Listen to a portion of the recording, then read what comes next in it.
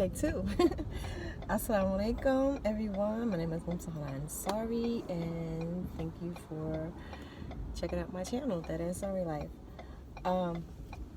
I am just leaving the clinic from getting a BRCA test done, and that is BRCA.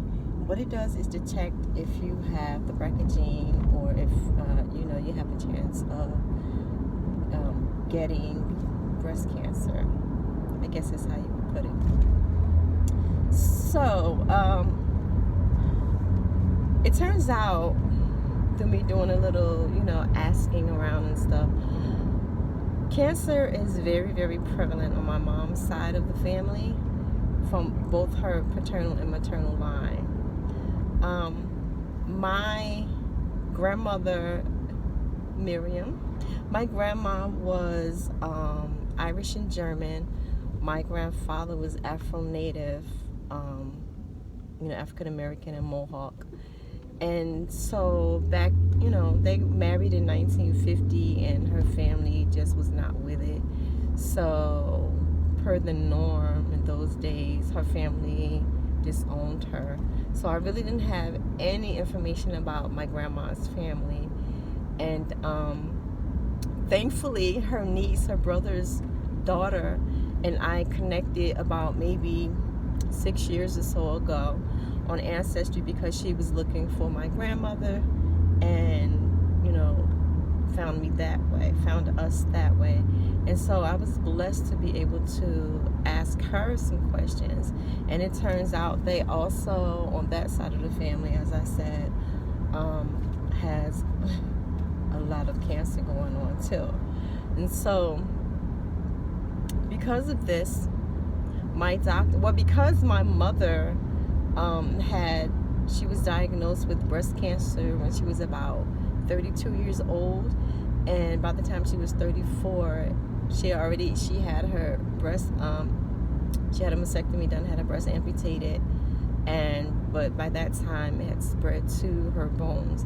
But I guess I should say too, she kept going to the doctor saying like something is wrong, and they were like, you're okay, And then I remember during that time there was a big actress named Ann Jillian, and she had a double mastectomy done, and she was like speaking out about it, informing the public about breast cancer and stuff like that. And so it concerned my mother. And then I remember, I don't know if that's when she started going to the doctor about it or not, but I do recall my mom having like a lump under her arm. And the doctor, I think initially, this is 86, I don't know, maybe they weren't taking people seriously. My mom was a black woman, even though she was very light-skinned. She was a black woman, so perhaps they didn't take her seriously. I don't know what the case was, but I do remember them really sort of telling my mom like, you're okay, nothing's going on, And so finally they detected the breast cancer when she was 32. And again, she wound up having, I think, her left breast removed, but by that time it had already metastasized to her bones, which is what she passed away from, bone cancer. And so me having that in my history, that alone drives my doctors crazy. They're like, you gotta go get a mammogram done, you gotta get it done. Before I used to be like, whatever, like, the same things that a lot of people hear and then believe, like, well, won't that put lumps in your breast and that kind of thing. Disclaimer, I was young, but so I started getting them done. I've gotten a few done, and the last one I got done was in March, and I'm fine, alhamdulillah. I've also, since I was going through all the other reproductive stuff, I gotten, checked for ovarian cancer, uterine cancer, all that stuff. I'm good on that. So far so good. Nothing has shown up. But today, because of my mom and then all the other familial history, and then I have a cousin who tested positive for BRCA, my gyna was like, go and get that done. So it was super, super, super simple. First, you just have to answer basic questions on the form, like when you go in for like a new doctor and they have you put in all this information on the form. So you just put your basic stuff, your name, DOB, address, all that stuff. Well, I didn't even do the address, but all that stuff. Insurance information, which they were just gonna plug that in on their own. And then there's just one side where you have to put your ancestry. So they need to know if you're like Ashkenazi Jew, if you're Hispanic, if you're white but not Hispanic, you know how they put that. Of course, if you're Black or African American, Native American, I don't know, one or two other things, I guess. So you have to put your ancestry, because that oftentimes plays a big role in not just cancer, but like myriad of diseases and stuff like that. So you have to do that. Then I had to put in like personal history, if I've had any sorts of cancers, which I have not, as I've said. What else? Then you have to put your familial history so far as cancer is concerned.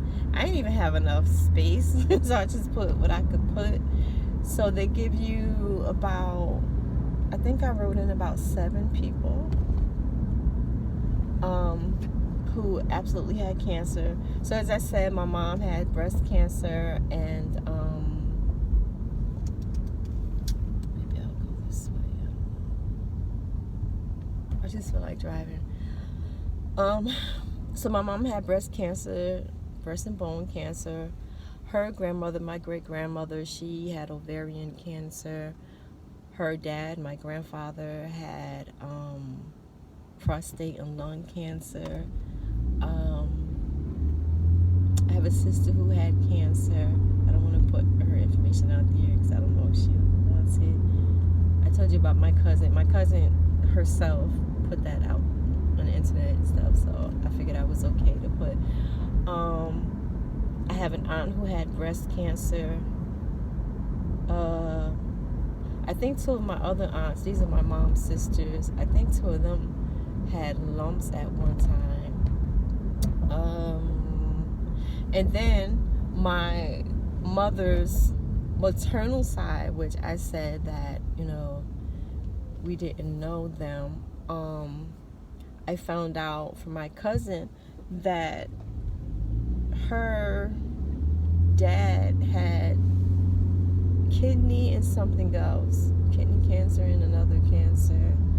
Then an aunt, so that would have been, he would have been he was my grandmother's brother. And then a sister of my grandmother, I think, had something. And then a niece of my grandmother had like bone cancer and brain cancer.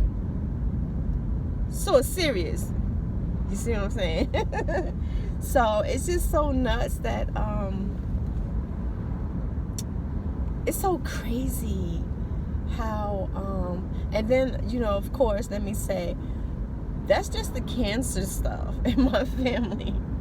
So we talk about how bad the food and stuff is, and all these plastics and things that are carcinogenic, which is very true. But even before, man, this stuff was going on decades ago. But that's dealing with the cancers. My father's side has a lot of issues also. My dad, my father never knew who his father was, because my grandmother relocated from Miami, Florida, to up north to New Jersey, and he was like he was the top, so he never got to know his dad. So I don't know anything about that line aside from like the DNA cousins that I've connected with, that we know is from my father's paternal line. But from his maternal line, so my paternal grandmother, they tend to have well, I know she died of a heart attack, so there's heart disease. My father has heart disease. My father has diabetes. But that's a little difficult. Not difficult, but I really don't know what is genetic and what is not when it comes to that with my father, because he lived many, many decades as a drug addict, a heroin addict. Back in the day when you were a drug addict, and not like now when it's just like, oh, here's a problem. So yeah, my dad dealt with a lot of addiction issues. So I can't say what dealing with him, what came from, what was self-inflicted as opposed to what is genetic. But so yeah, man, I just have I have to really stay on my toes when it comes to my health. And then of course, as I've said in a couple of past videos, about a year and a half ago, it turned out I had bilateral PE, pulmonary embolism, which means I had blood clots in both my lungs, nearly died. And they couldn't figure out why I had this, because I did none of the things that normally cause them. And plus, they didn't start in my legs either. They normally start in your legs and move their way up to the lungs or the heart or the brain. But mine just seemed to have simply popped up in my lungs. And so they couldn't figure out why, because I don't smoke, don't take birth control, just all these things. I'm a nurse, but like being on my legs, I'm being on my feet all the time. It didn't affect anything because I didn't have, blood clots in my legs. So they ran some tests and found out that I have a genetic blood disorder, blood clotting disorder called factor 5 Leiden mutation. And yeah, and that, so I mean, geez, man, there's so many things. We inherit so many things from our ancestors that, really just have to stay on our toes and like keep informed. Even through me doing like family genealogy for the past 6 or 7 years or whatever it's been, I found out, because you get hold of the death certificates and whatnot, and so then you see what your ancestors passed away from. So I have ancestors who died from, like CHF, congestive heart failure, or oh gosh, I forget. It's a type of meningitis. I can't think of the actual name right now, but is in the brain. Let me go this way. So yeah, I say all of this to say, it's extremely important to find out your familial history, your ancestry, and all that, because you may not be concerned about yourself, but it's really important and responsible to have this information to pass on to your children. And also, man, we really have to, in my opinion, we really need to, as a people worldwide, know who it is we are laying down with the possibility of having children, or who we intentionally intend to have children with, because all that comes into play. There could be schizophrenia, there's all sorts of things that can pass through the DNA. and it can skip generations. For instance, my hand being different, we still don't know why that is. What I do know is that I have children and grandchildren who their hands are, just regular old hands like everyone else has, 5 fingers on both hands. So that my parents, they don't have it. My grandparents didn't. My great-grandparents didn't. From what I haven't seen anything about my second great grandparents having it. So it's like, is this truly because, there's a I'm going to try to find this. I'm going to, inshallah, find this video that's on YouTube. It's from like back in the day, talking about the vitamins that they were giving to pregnant women, how they were like totally like deforming these children, and man, like far worse than anything I've encountered with myself.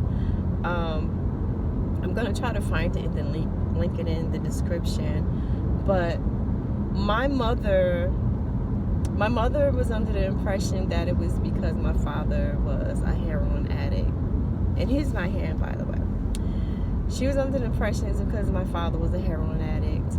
He was under the impression that it was because she was around someone that had measles or something when she was pregnant. I don't think it's either one of those. So then I met a woman years ago who told me her daughter had some sort of difference with her leg or foot or something, and she suggested to me that it was from the prenatal vitamins. The reason why my hand is the way it is, because that's what happened with her daughter, who was born a year before me in 1971. I was born in 72, she was born in 71. And so, for years I kept trying to find out what is this prenatal vitamin that they're talking about. And because what I found, I forget the name of it. I'll try to put that down here too. But from what I found, legally they were supposed to stop using it like in 68. Oh, and then the woman, she also told me that they had to stop using it. They had to legally stop using it, but then they just they started using it for menopause, for menopausal medicine, which is crazy. But, they want to get their money's worth, I guess. But, so yeah, I kept looking and researching about this, and, they were supposed to stop using this, prenatal vitamin back in like 68, I think it was. And I was born in 72, like I said, 4 years later. But who's to say that they actually stopped doing it, or that they didn't have something else? I don't know. So I'm still trying to find out that particular information. And also I've been trying to find a name for my hand. It's not, gosh, I can't remember anything. I can't remember the name of this. Ectrodactyly, I think it is. But it's not that, because my hand, as you see, it looks different from that.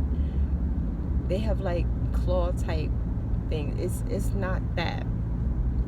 So, and for years, for decades, I saw no one who had a hand like just like mine.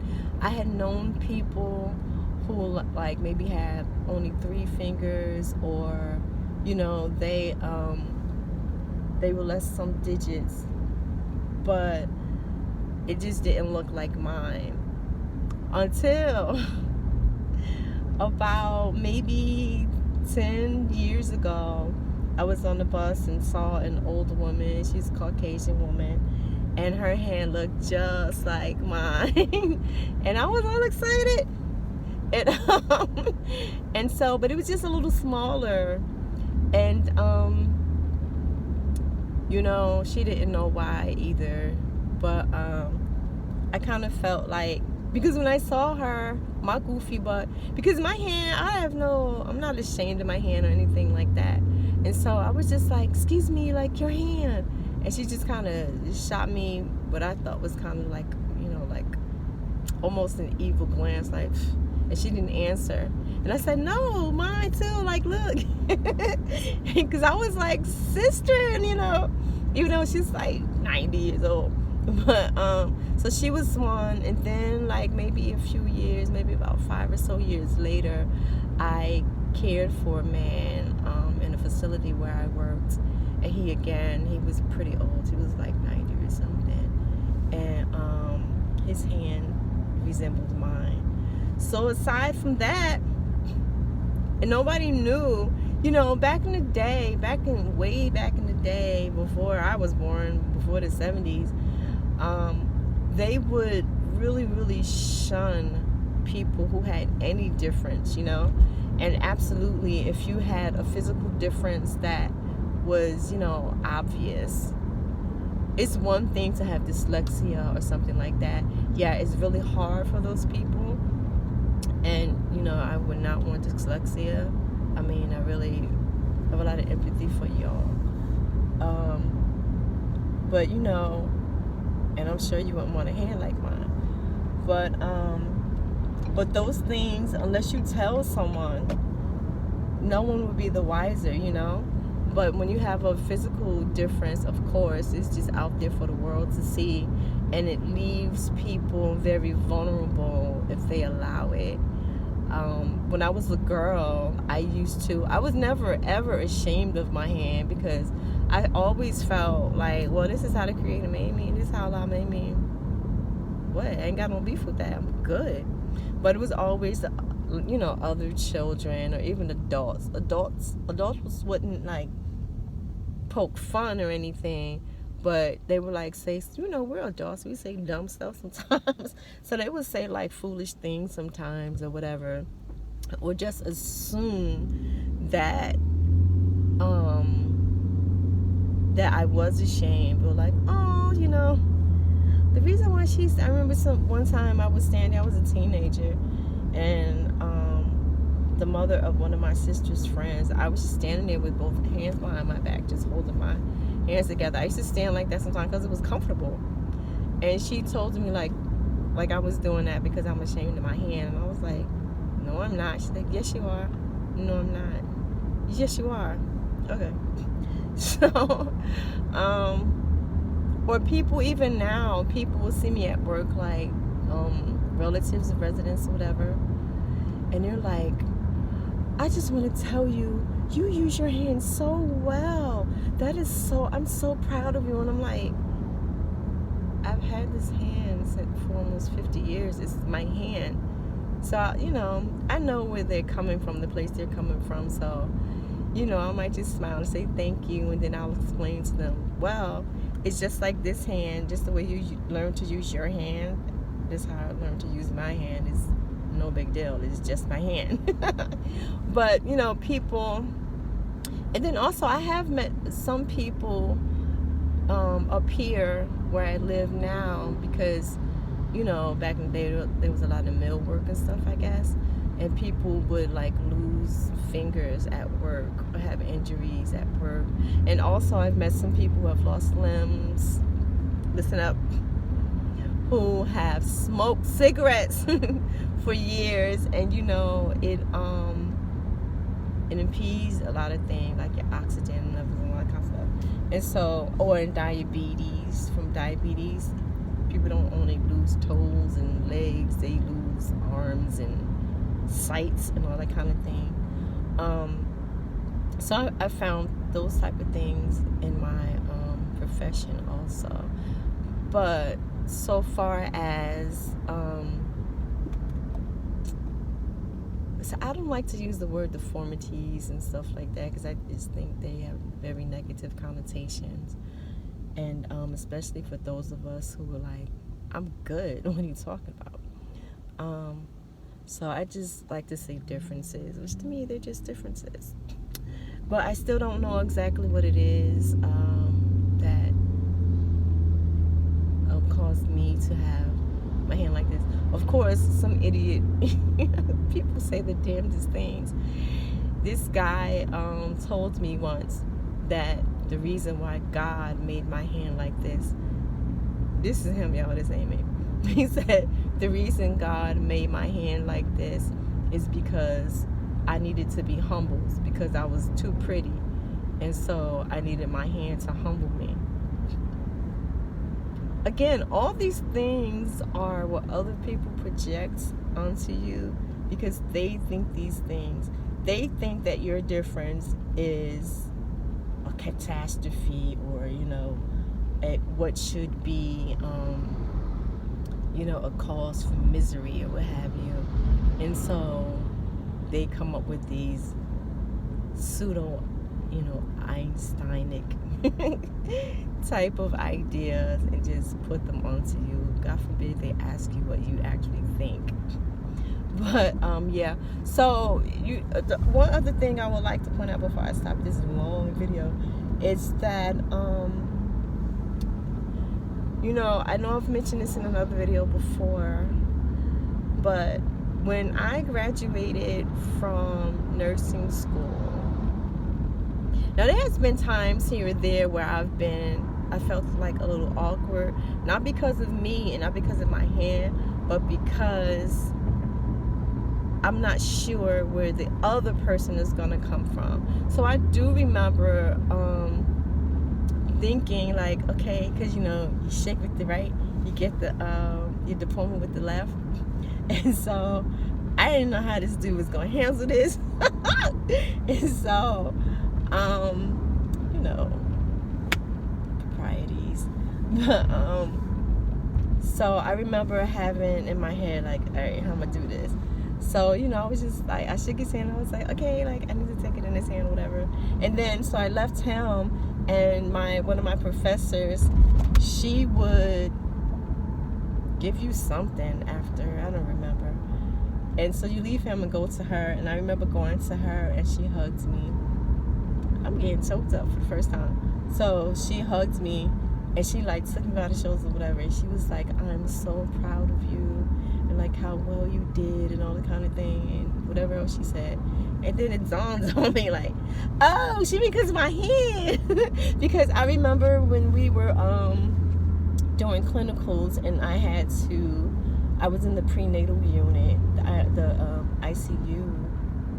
Yeah, I think I was doing the PICU unit, and we did like a week, and then the following week I wasn't there, and this same particular instructor came to me. She was like, I really wish that you could have been there, because there was a baby who was born with a different hand, and she said, I really wish that you could have been there to talk to the parents and let them know that it's going to be okay. So, I'm getting choked up. So, I want to say to you parents and whoever needs to hear this, it is not that serious. It's not.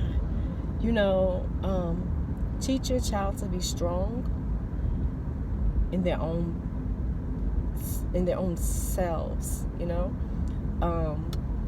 and to know it's just the difference. That's it. Everybody has, like, folks walk around thinking like we're all normal, everybody's the same, but we're really not. We have all these differences. It just happens that ours happen to be on the outside, and so what? You know what I mean? There is literally nothing that I cannot do with my hand. Nothing. I can't even write with my hand legibly. I can even write with my hand, and that's not through like a whole bunch of practice or anything like that. I can just write with my hand. I know how to make letters, so I make the letters.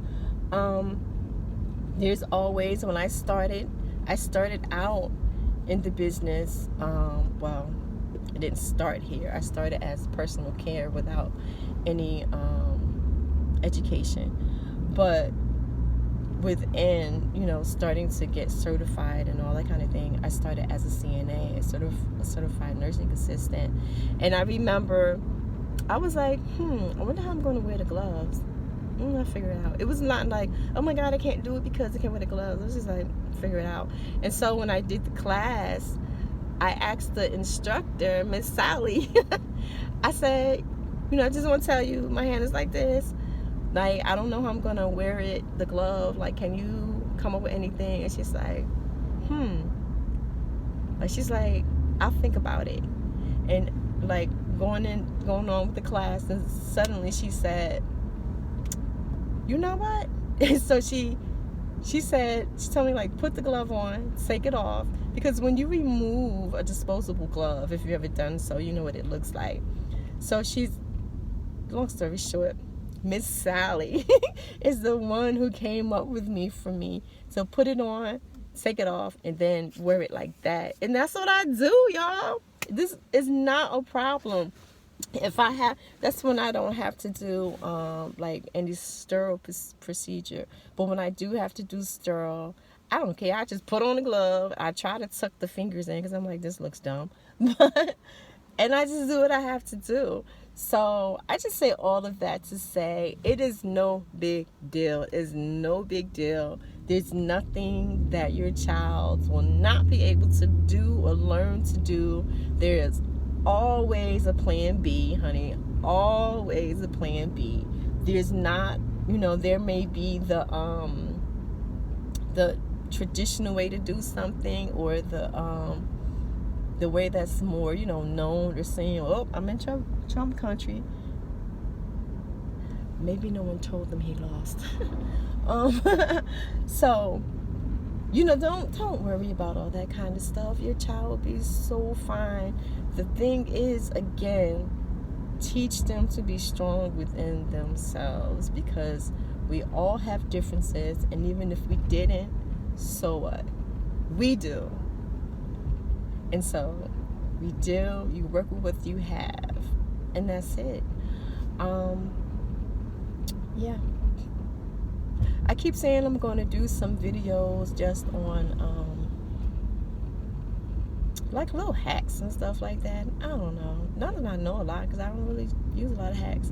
But like, I know one of the things that can be annoying sometimes is like buying gloves when it's cold outside. So depending on how your, a person's hand is shaped, if you don't have fingers to go through all of them, you got all these dangly things or whatever. So I always, whenever I buy gloves, I always revamp the left one to make it conducive to what my hand looks, the shaping of my hands.